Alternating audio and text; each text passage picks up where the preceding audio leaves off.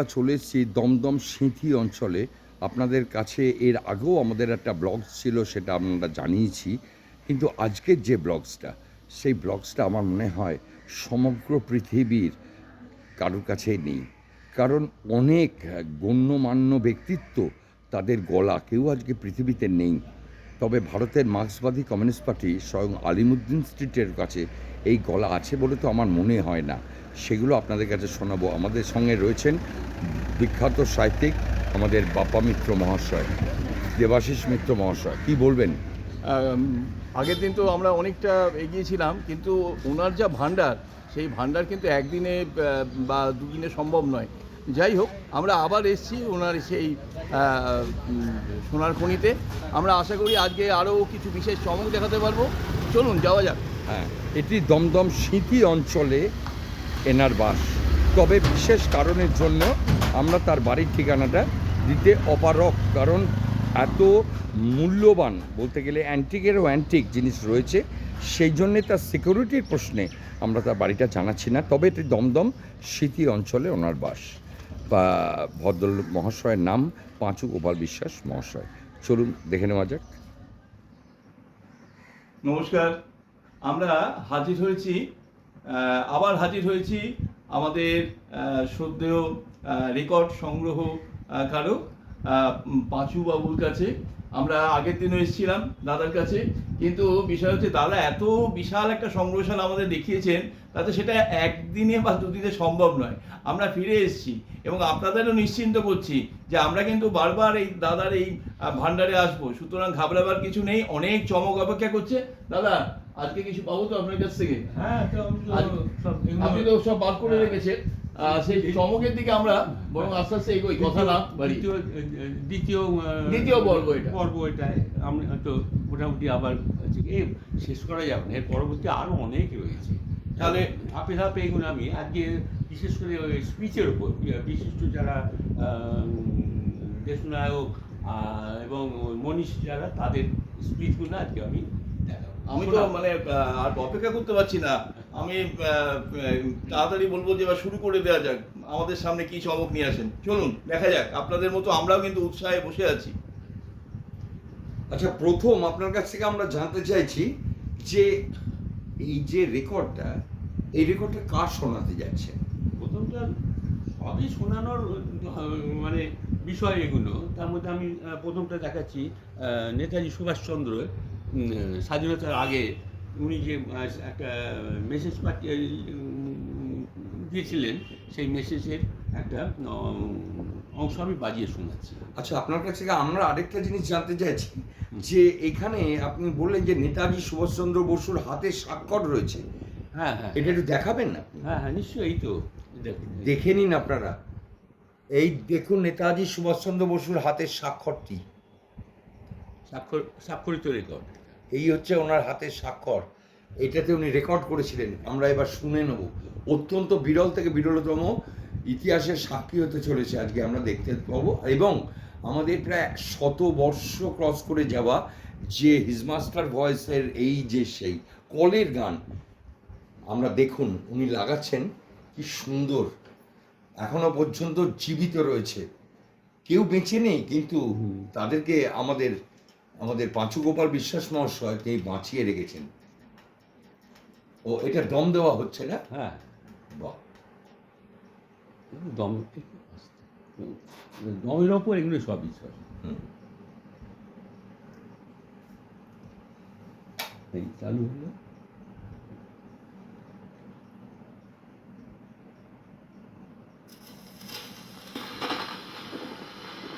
Friends, we are now living in a period which is pregnant with immense possibilities. Within the ranks of the Indian National Congress, you see today a new awakening. The lethargy, the depression, the political slump which followed the great upheaval of the years 1930 and 1932 are no longer in existence. Instead, we find everywhere confidence, hope, and courage. Outside India, the international situation appears to be favorable to India and her cause. I ask you, are you going to sit down with folded arms while this opportunity is present before your very eyes? I am sure you will not. This is an opportunity which is rare in the history of a nation.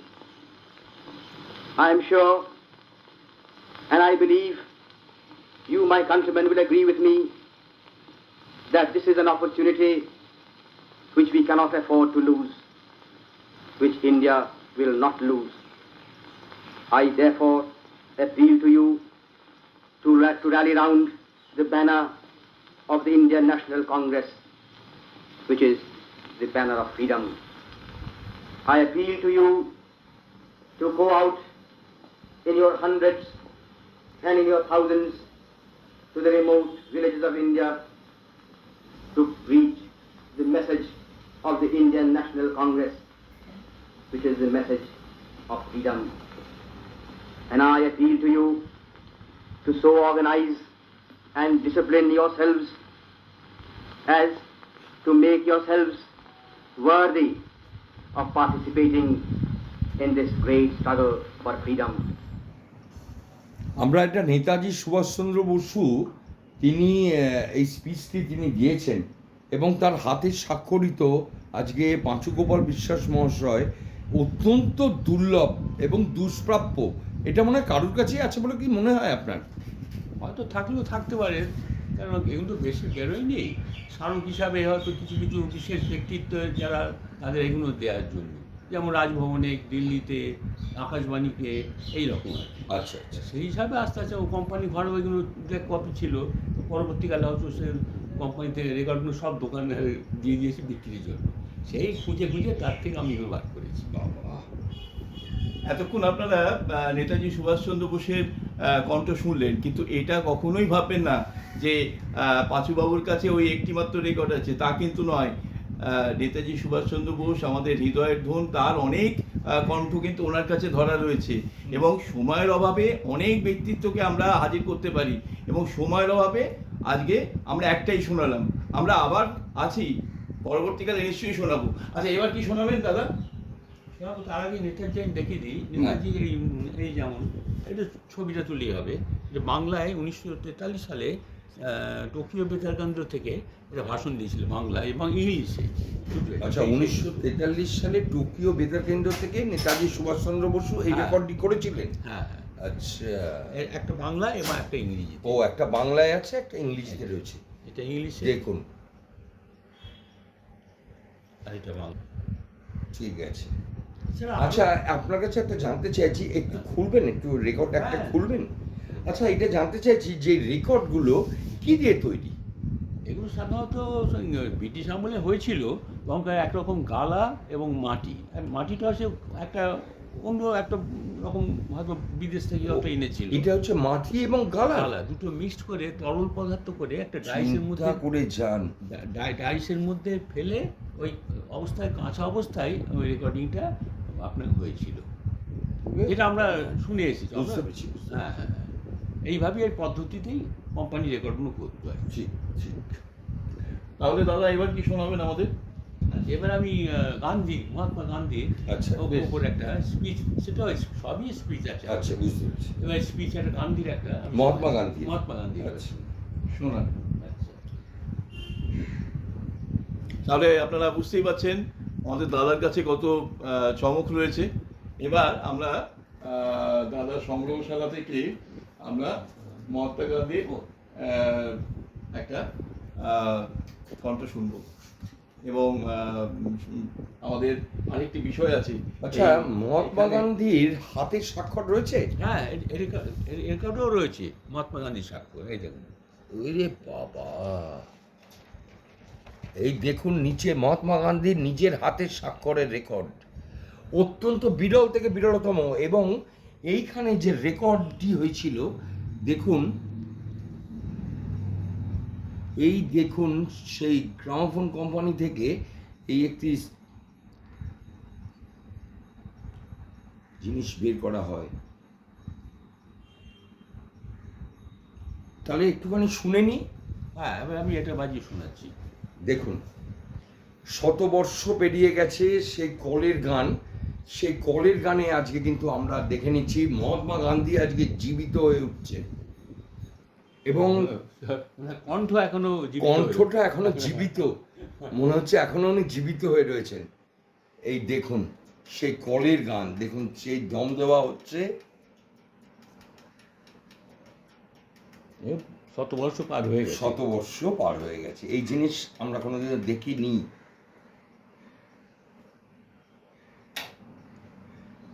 Mahatma গান্ধীর স্বকণ্ঠস্বরটা শুনুন। There is an indefinable, mysterious power that pervades everything. I feel it, though I do not see it. It is this unseen power which makes itself felt and yet defies all proof, because it is so unlike all that I perceive through my senses. It transcends the senses, but it is possible to reason out the existence of God to a limited extent. Even in ordinary affairs, we know that people do not know who rules or why and how he rules, and yet they know that there is a power that certainly rules. In my tour last year in Mysore, I met many poor villagers, and I found upon inquiry that they did not know who ruled Mysore. এবার আপনাদের সামনে আমরা উপস্থাপিত করতে যাচ্ছি ভারতবর্ষের প্রথম প্রধানমন্ত্রী মাননীয় জওহরলাল নেহেরু, এবং তিনি 14ই আগস্ট 1947, 14ই আগস্ট তিনি দেশবাসীর উদ্দেশ্যে তিনি একটি স্পিচ দেন, এবং সেই মহামূল্যবান রেকর্ডটি সংগ্রহ আমরা ধন্যবাদ জানাই পাঁচু গোপাল বিশ্বাস মহাশয়কে, শত শত কোটি প্রণাম জানাই যে তিনি এই দুষ্প্রাপ্য, এগুলো কোথাও আছে বলে তো আমার মনে হয় না, তবে দুষ্প্রাপ্য এই সংগ্রহটা আপনাদের উদ্দেশ্যে আমরা নিবেদন করতে যাচ্ছি। আমরা একটু আগে শুনে নেব। আমাদের সঙ্গে রয়েছেন বিখ্যাত সাহিত্যিক দেবাশিস মিত্র মহাশয়, চলুন একটু সকণ্ঠটাও শুনে নেব।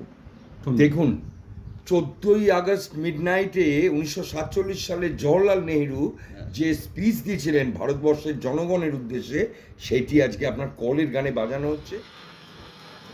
Long years ago, we made a tryst with destiny, and now the time comes when we shall redeem our pledge, not wholly or in full measure, but very substantially. At the stroke of the midnight hour, when the world sleeps, India will awake to life and freedom.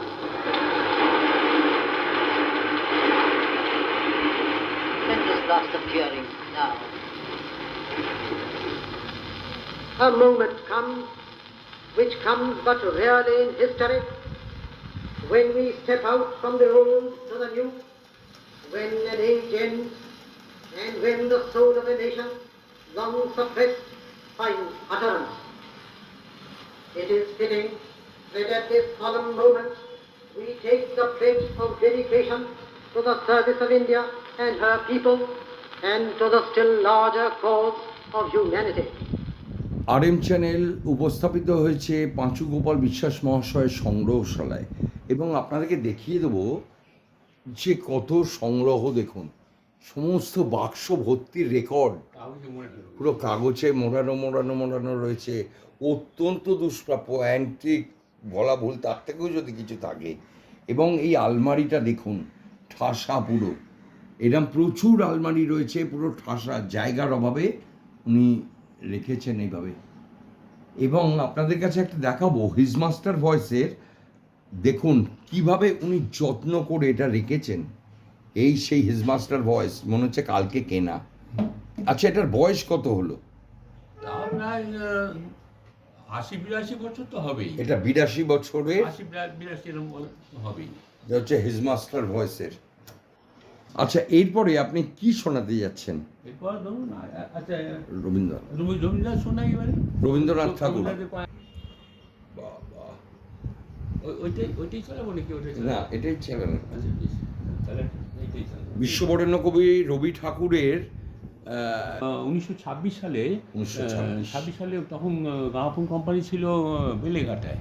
আচ্ছা, সেই সময়কার এই রবীন্দ্রনাথ ঠাকুর ওই গীতাঞ্জলির ওপর ওই ভাষণটা তখন দিয়েছিলেন, আর সেই তারই রেকর্ড অংশ এটা।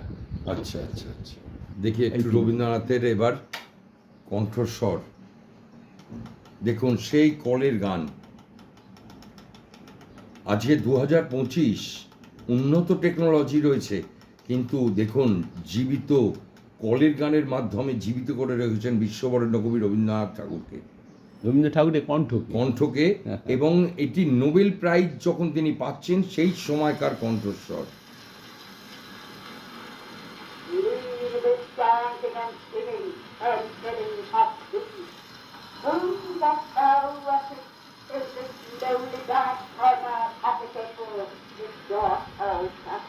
Open thine eyes, and see thy God is not before thee.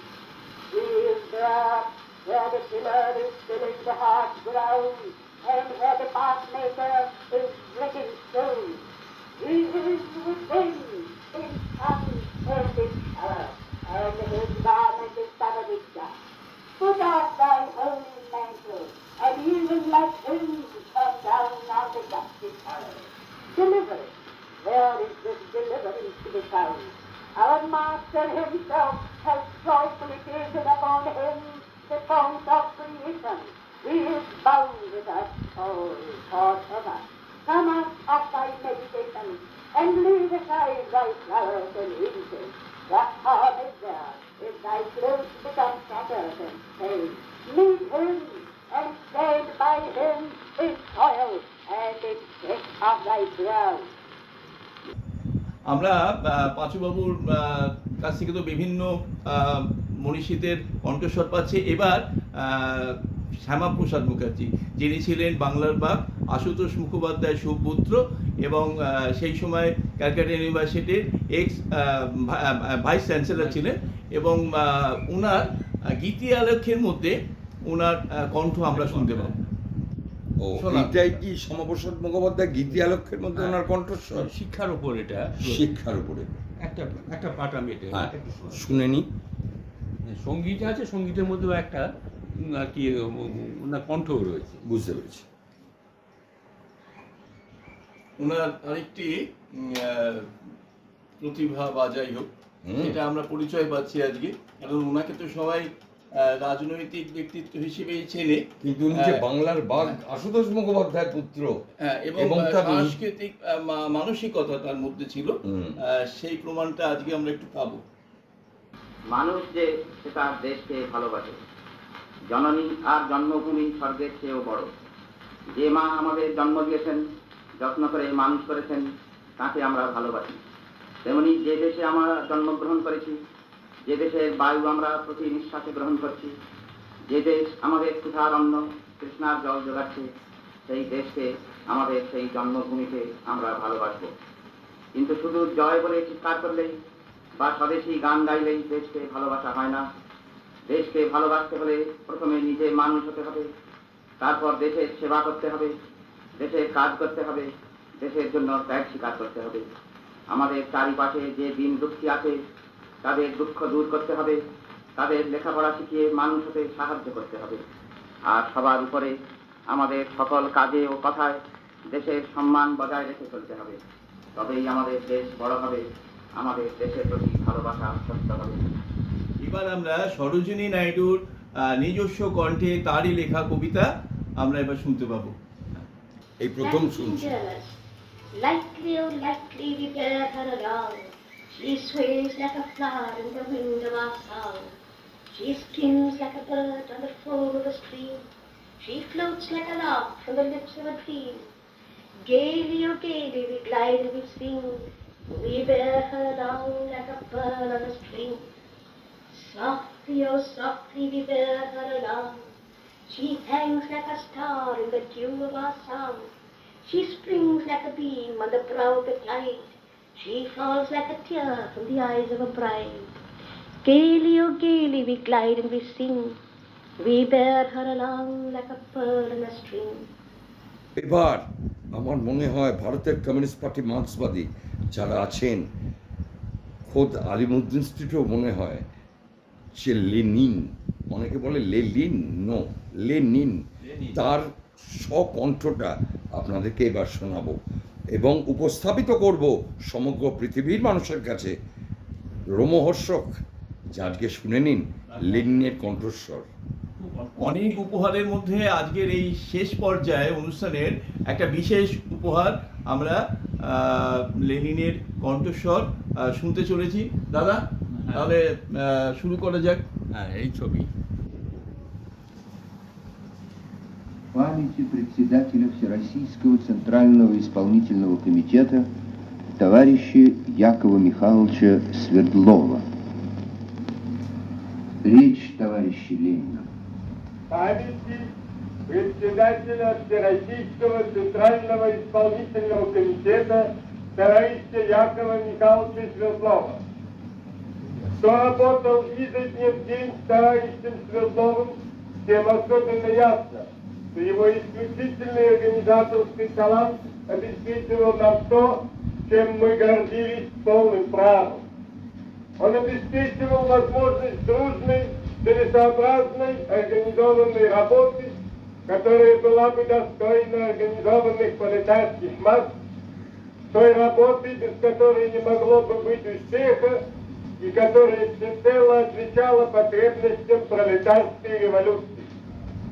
Память о товарище Якове Михайловиче Свердлове будет служить не только символом преданности революционера своему делу, не только образцом сочетания практической трезвости и практической умелости, полной связи с массами, с умением их направлять, но будет служить и залогом того, что все более и более широкие массы пролетариата пойдут все вперед и вперед к полной победе коммунистической революции. এতক্ষণ ধরে আপনারা দেখলেন দাদার বিশাল সম্ভার, কিন্তু আপনাদের আশ্বস্ত করছি যে আমরা কিন্তু আবার ফিরবো। আজকের মতো আমরা বিদায় নিচ্ছি। আচ্ছা, বেশ। ফিরে আসার অঙ্গীকার রইল।